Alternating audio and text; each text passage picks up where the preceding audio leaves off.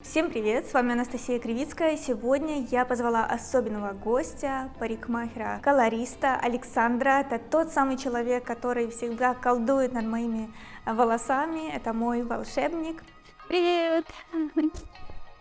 Всем привет. Сегодня я пришла к Саше вообще-то по делу, привести свои волосы в порядок, но решила совместить полезное с приятным и попросить рассказать вам о самых трендовых, самых модных прическах, стрижках и окрашивании. Если вам интересно, продолжайте смотреть.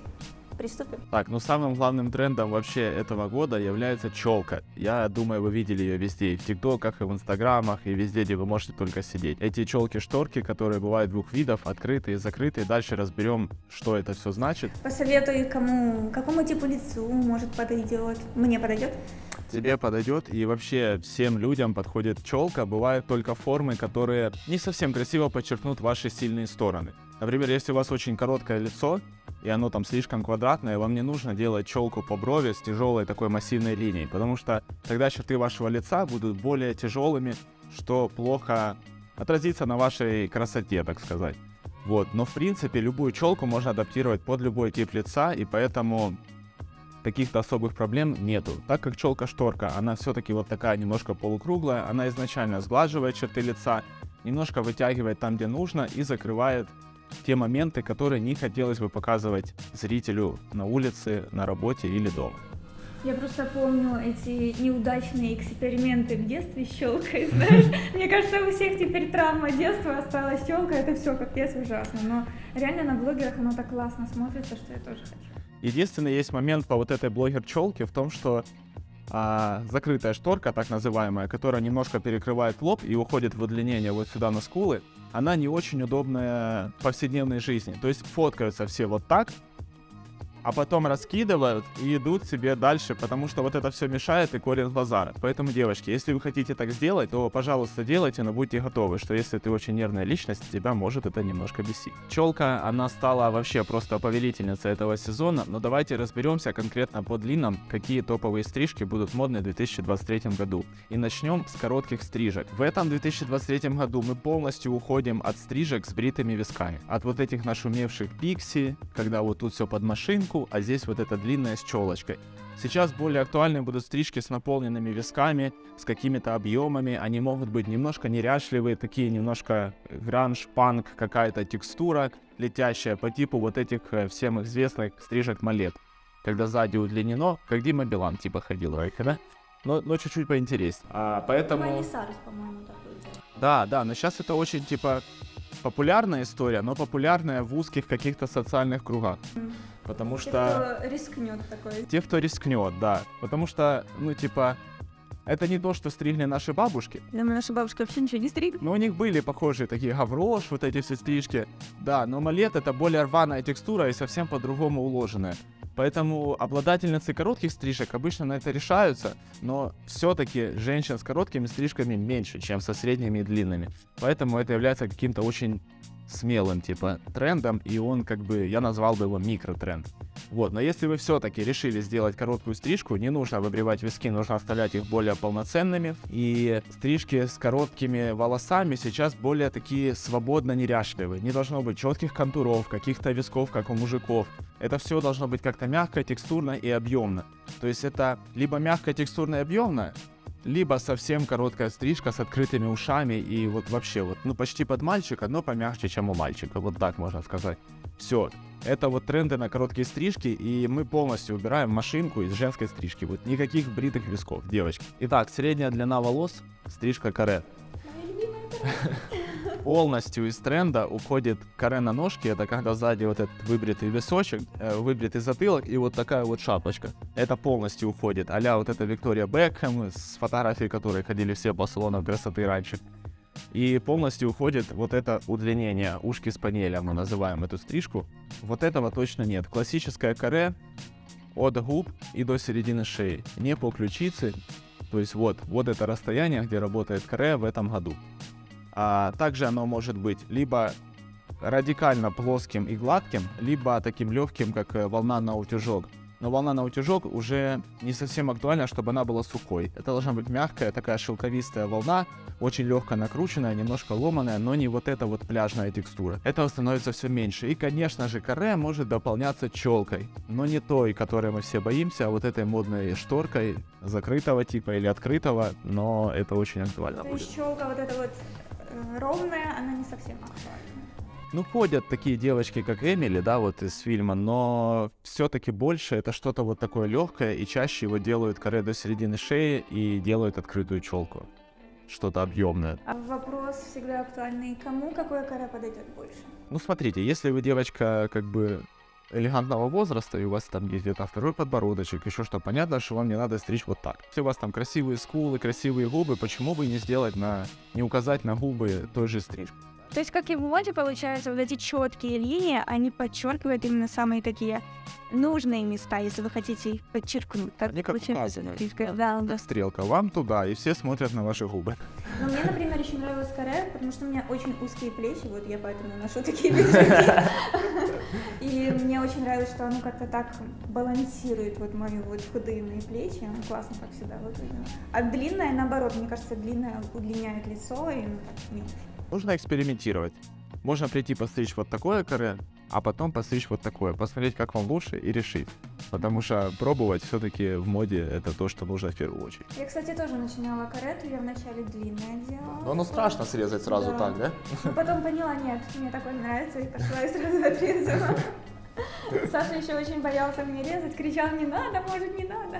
Мое дело предупреждать, но я хотел отрезать. И у нас остаются что? Длинные волосы. Трендовые Что стрижки. мне с моими вот делать? Кайфовать. Не, вообще с волосами надо делать то, что хочется. Потому что они нам ни для чего больше не нужны, как кроме того, чтобы с ними экспериментировать. Вот, это правильно. Но с длинными волосами есть один момент очень важный. Наверняка в голове у каждого человека, и у женщины, и у мужчины всегда звучала такая фраза, что если волосы длинные, они должны быть здоровы. И это условие, оно остается и в 2023, и во все года, и во все века. Если у вас длинные волосы, они должны быть в первую очередь здоровыми, и потом мы уже будем накидывать на них там какие-то формы, челки и все в этом. Я заметила, например, что сейчас более актуальна не ровная такая длина, а как по старинке была каскад. Да, вот эти каскадные формы, они на самом деле и залетели тоже и в конце 22 года, и вот сейчас в 23 году. То есть какие-то легкие объемные текстуры, объемные волны, но опять же не сухие, а вот мягкие такие, да, вот более мягкие и блестящие. Те же челки вот эти открытые. То есть все как-то складывается вокруг того, что это либо очень плоско и гладко, либо это очень объемно, мягко и пышно. Вот нет какой-то сейчас середины, я заметил. Также вот и в длинных волосах, то есть это каскадные формы, это какие-то лесенки у лица, это вот эти челки, которые очень текстурные, объемные. Это каскад вообще, вот все возможные формы. То есть что-то длинное, объемное, такое летящее, с какими-то не сильно контрастными прядями по цвету, да, то есть там чуть-чуть светлее. Но что-то очень natural, но такое natural, которое чуть-чуть лучше, чем сделала природа. Типа вот такого что-то плана. Да. Да, сейчас вообще такая мода, что больше к естественности, к натуральности. Это классно, в принципе. Но все равно нужно за этим ухаживать. Да, потому что ты должен быть типа натуральным, но немножко лучше, чем тебя сделала природа. Ну а как это в профессиональном вашем мире называется? Это ж не каскад уже. Это называется слои. Типа это слоистая стрижка, их там бывает куча видов, под любой тип волос можно подобрать.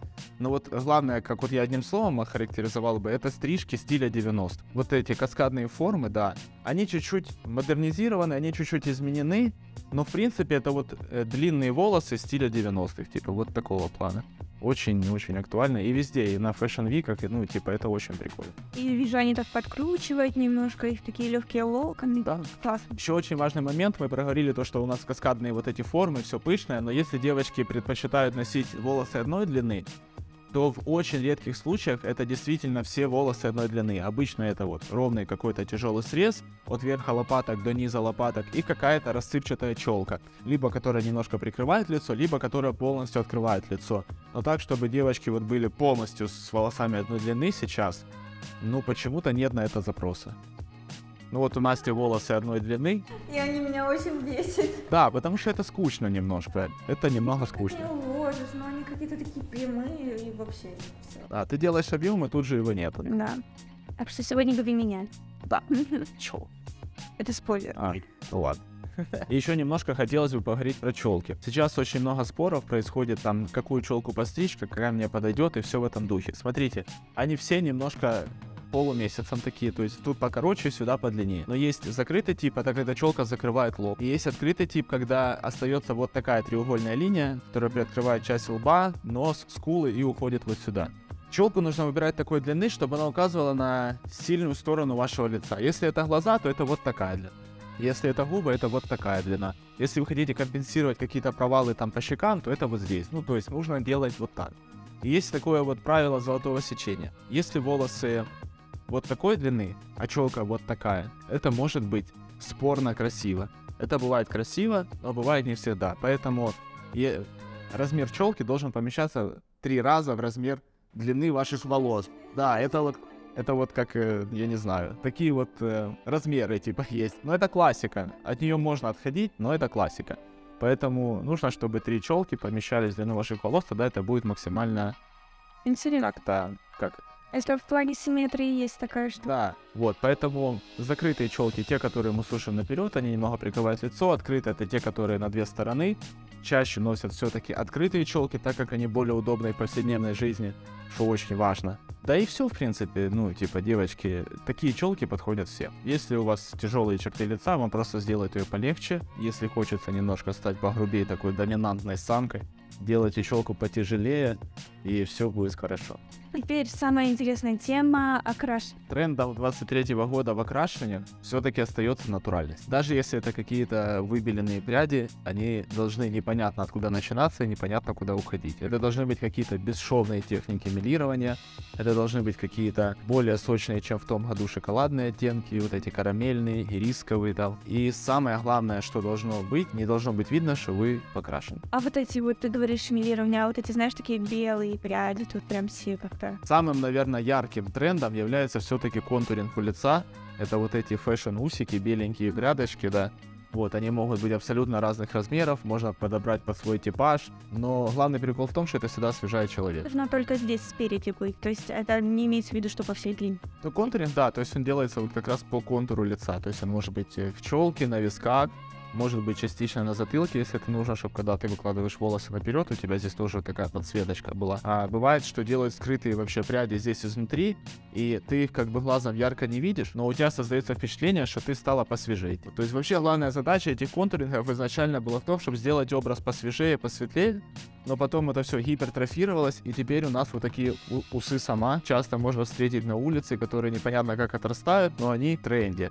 Вот, но если делать это грамотно, это должно отрастать очень мягко, потому что сейчас важно, что когда ты красишься, не было видно, сколько месяцев назад ты была в салоне красоты. Вот если видно полоску отрастающего корня, это не совсем правильно, не совсем в тренде. Конечно, есть такие окрашивания, там, если у вас темные волосы, а вы красите блонд, у вас по-любому будет видно полоску. Но, девочки, будьте добры, 3 недели сидишь в кресле, все. Кстати, черный. Главная тема всегда. Черный цвет. Черный цвет это хорошо. Даже наблюдается тренд на и синий-черный в этом году. Да, то есть нужно понимать, что чем ты светлее, тем мягче, чем ты темнее, тем ты более доминантная самка, так сказать. Вот так вот и синий-черный это доминанта в квадрате просто, понимаете? Да, это имеет место быть, но вообще изначально даже люди азиатского типа внешности, они не вот эти единички. Не 1-0, они 3-0 хотя бы, то есть они темные шатены. Но у нас девочки полюбляют краситься прямо в искусственной черный. Вот, так вот все цвета, которые синтетические, в этом году они не в тренде, надо это просто принять. Я свою сестру заставляю все отказаться от черного. Даже если темный, то это какой-то темный шатен, но это не синтетический вот этот черный. Но нужно, как сердцем чувствуешь, так и делай. И еще есть одно такое главное правило, которое, если вы будете соблюдать, вы никогда не промахнетесь. Нужно делать не светлее, чем на 2 тона ваш натуральный цвет, и не темнее на 2 тона, чем ваш натуральный цвет.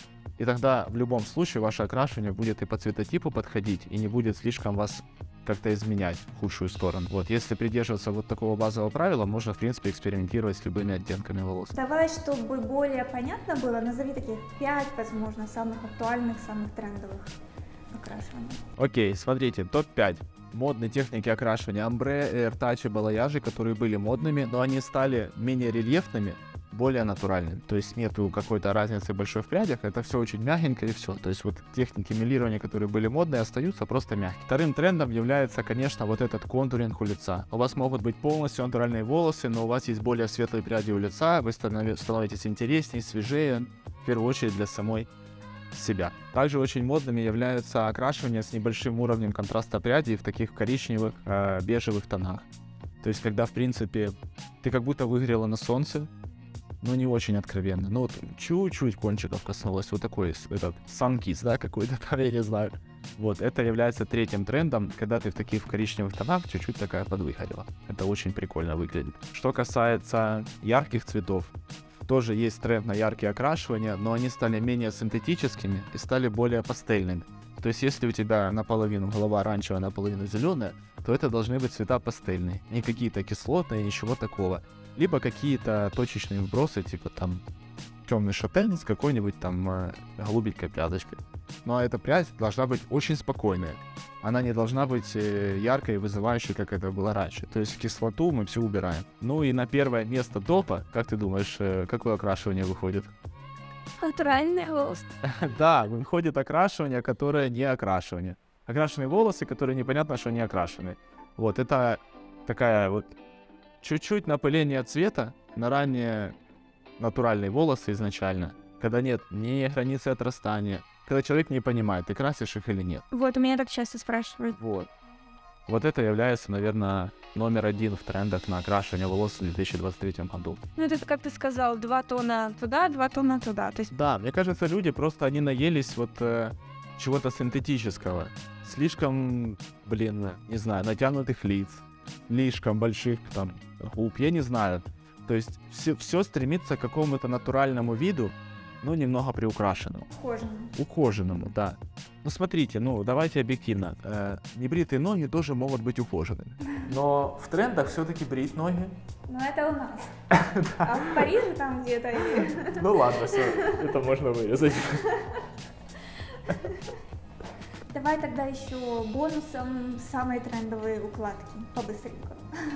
Да, в укладках все на самом деле сейчас очень просто обстоит. Это в первую очередь здоровые волосы, без секущихся концов, без каких-то там непонятных оттенков. Это либо однотонные, либо очень мягко разнотонные волосы, которые в какой-то мягкой накрутке, легкая крупная волна. Она должна быть не сухая, а более мягкая чаще всего. Это какие-то текстурные вот такие перышки каскадно-лестничные, да? Это вот эти челки-разлетайки. То есть что-то либо совсем безобъемное, как зализанный мокрый эффект назад, либо какое-то очень что-то пышное и легкое. Вот, пучки? Пучки как-то отошли, мне кажется. Но пучки с мокрым эффектом очень даже актуальны. зализан, Да. такие низкие, типа полностью. Просто как-то раньше девочки стеснялись делать так, чтобы волосы блестели от мокрого эффекта. Ну, они думали, что это жир. Да, сейчас они готовы мазать все, что угодно, лишь бы они блестели, типа, и это прикольно, это как-то по-новому. И главным выводом хотелось бы вот такую вещь какую-то назвать, что есть мода, есть стиль, и только стиль — это ваше внутреннее ощущение вот от одежды, от прически, только это порождает что-то новое и какие-то приятные эмоции. То есть пустое исследование моде, оно может привести вас к тому, что вы станете просто потребителем какого-то масс-маркета. То есть тренды, к ним можно прислушиваться, они могут разнообразить наше видение, могут помочь выбрать для себя новый образ. Ну вот, например, Настя. Вот я не могу сказать, что ей плохо с длинными волосами. Но тебе же это не нравится? Да, мне это не нравится, потому что их никак не уложишь, я себя как-то некомфортно чувствую. Мне кажется, нет объема, я такая зарезанная, еще лицо. Ну вот напишите в комментариях, вот действительно ли ей некрасиво с длинными волосами, потому что я считаю, что ей скорее красиво и с длинными. Но почему-то с длинными ты не чувствуешь типа себя как-то... Судя по комментариям, то каре больше всем понравилось, чем с длинным. Потому что каре, она дает какую-то такую четкую форму, и ты также себя чувствуешь как-то.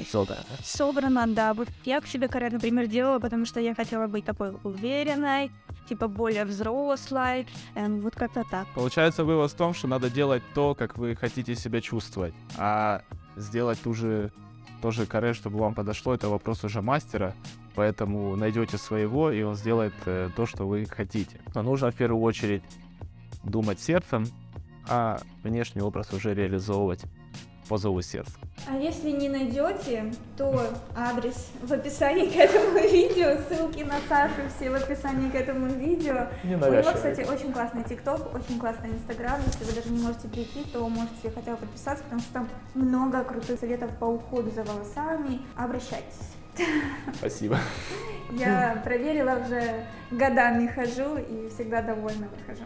Еще, ребят, напишите в комментариях, стоит ли следовать вообще трендам, стоит ли заморачиваться по этому поводу, что вы думаете по поводу тренда и моды, ну то есть или все-таки нужно самому что-то лепить, или надо наблюдать за этим. Вот очень интересно, что вы думаете конкретно по поводу трендов и как вообще с этим жить. Пожалуйста, напишите свое мнение, я зайду, почитаю, потому что мне очень интересно. Правда. Спасибо. А я со своей стороны попрошу написать вас, понравилось ли вам такое видео и хотели бы вы продолжение такой себе рубрики, хотя бы иногда снимать с Сашей. У него действительно очень много классной и полезной информации по поводу волос. Что ж, пожалуй, на этом мы будем заканчивать видео. Вы знаете, что нужно сделать, если оно вам понравилось. Пальчик вверх, комментарии под этим видео. Нам очень важна ваша поддержка. Все ссылки, как я уже сказала, размещу под этим видео в описании. Саш, тебе огромное спасибо. Спасибо вам, ребят. И сейчас еще бонус в конце, вы увидите мое перевоплощение. Погнали, делай. Все, пока-пока, до скорых встреч. А ты шо, профи? Та-да.